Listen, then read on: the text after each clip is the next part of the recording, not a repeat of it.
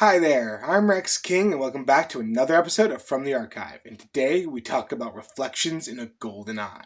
So, Reflections in a Golden Eye was released on October 13th, 1967. It is based off a popular novel written by Carson McCullers of the same name. The film was directed by John Huston, though initially it was going to be directed by Tony Richardson. However, his project fell through, and Huston basically stepped up to direct. Furthermore, the film was initially going to star Montgomery Clift in the leading role, however, he died before filming production could begin, meaning Marlon Brando stepped up to the plate. So, the film was written by Gladys Hill and Chapman Mortimer, and pretty much follows this Captain Pendleton who lives on this base with his wife. However, they don't have a very good relationship. His wife's played by Elizabeth Taylor.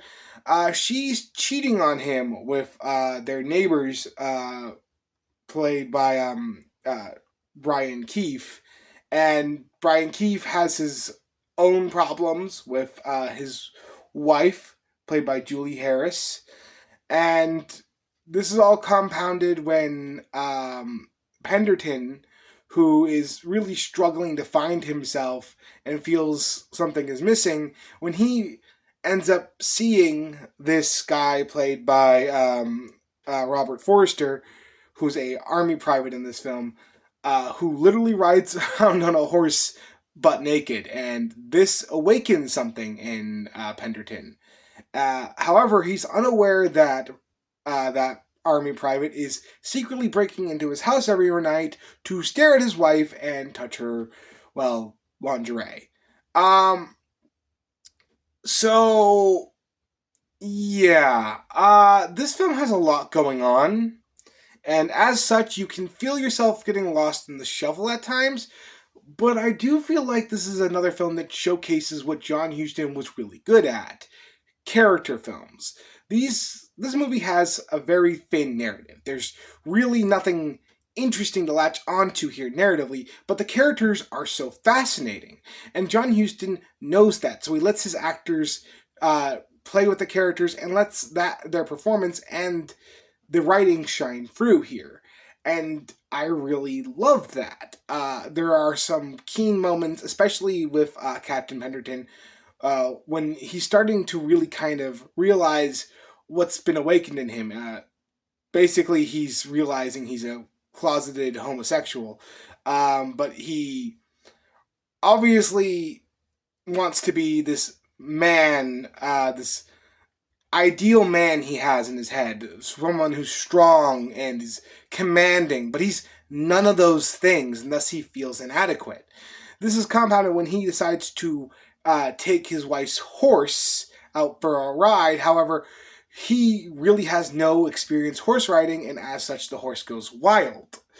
Uh, and this just adds on to his feelings of inadequacy. Till he has this speech about command and how vital important it is, and he starts to break down, realizing he has none of the traits he's really talking about. Then you have the relationship between Brian Keefe's character and Julie Harris's character. They had lost a child in this film, and as such, Julie Harris's character has kind of locked herself away, isn't doing so well mentally, causing Brian Keefe to really seek solace in Captain Pendleton's wife. But she really doesn't have any. The wife has no real feelings for him. She is quite aware of the affair. It doesn't really seem to bother her that much until, like, over the halfway point of the film, where she finally snaps and breaks down, because she has really no one except her manservant. And that's kind of where she just really wants to find comfort in somebody, and her husband's just not there. At the end of the day, this film is really about repression and kind of the way we repress certain desires in certain fashions, and as a result, we drive ourselves to the brink of insanity and madness. So this is keen in Captain Pendleton's character, who, like I said, breaks down at towards the last third of this film and is really kind of coming to grips with his inadequacies as that man he thought he was going to be.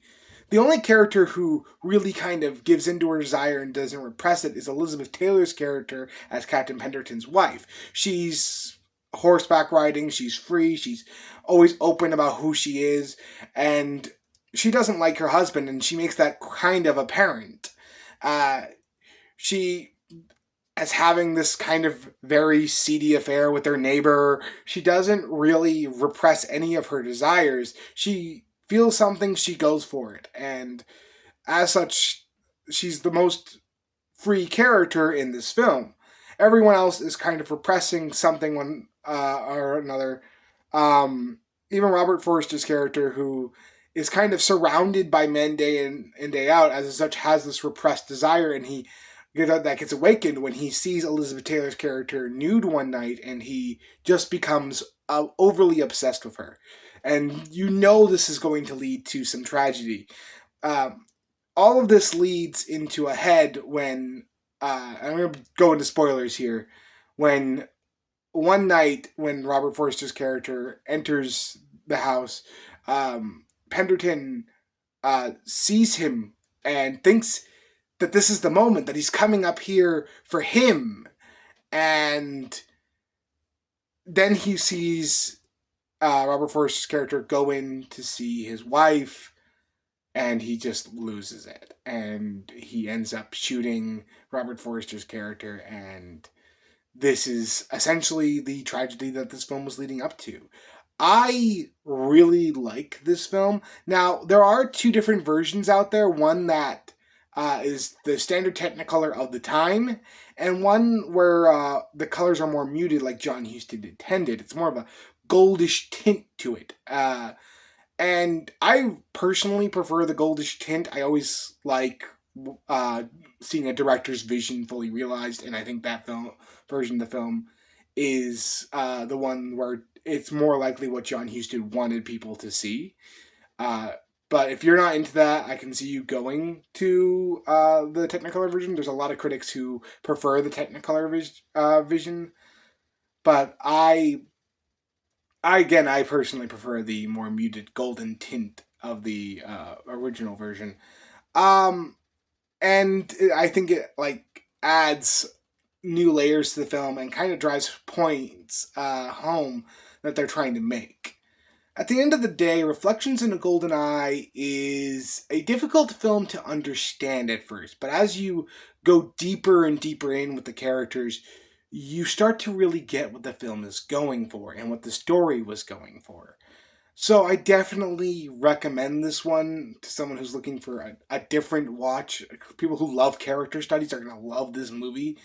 I really enjoyed it, and I really recommend checking it out. Again, I prefer the golden tint, but if you want just standard Technicolor, both options are pretty easily to get, especially with this 2020 Blu-ray that was released. Anyway, that's my opinions on Reflections in a Golden Eye. What do you think about it if you've seen it? Let me know in the comments below. And if you like this video, like, comment, and please subscribe. And I will see you next time.